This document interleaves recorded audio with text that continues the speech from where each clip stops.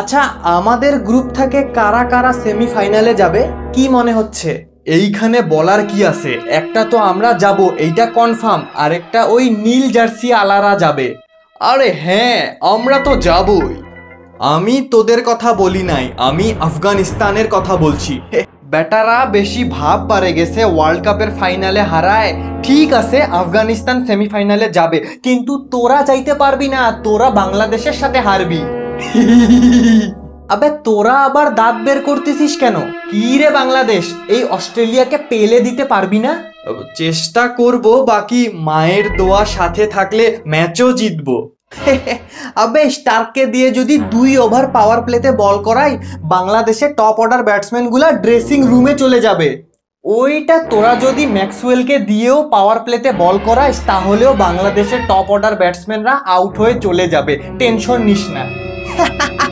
আবে ইন্ডিয়া, তুই তো আমার দলেই ছিলি, তুইও চাটতেছিস আমাকে।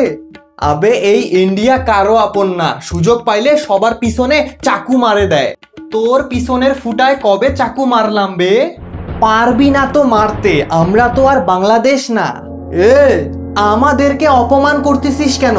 তোরা তো অপমানেরই যোগ্য। কে অপমানের যোগ্য খেলার মাঠেই বোঝা যাবে। তোদেরকে তো হারাবই, জীবনও জিতছিলি বে।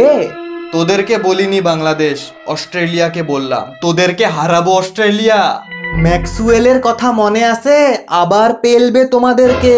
এইবার ওই ম্যাক্সওয়েল ফ্যাক্সওয়েলের খাওয়া নাই, তোমাদের ওই নিউজিল্যান্ডকে পেলছি, তোমরাও পেলানি খাবা অস্ট্রেলিয়া। এইবার আমরা আর ইন্ডিয়া কোয়ালিফাই করব এই গ্রুপ থেকে। কেন, ইন্ডিয়া কি তোমার আব্বু লাগে?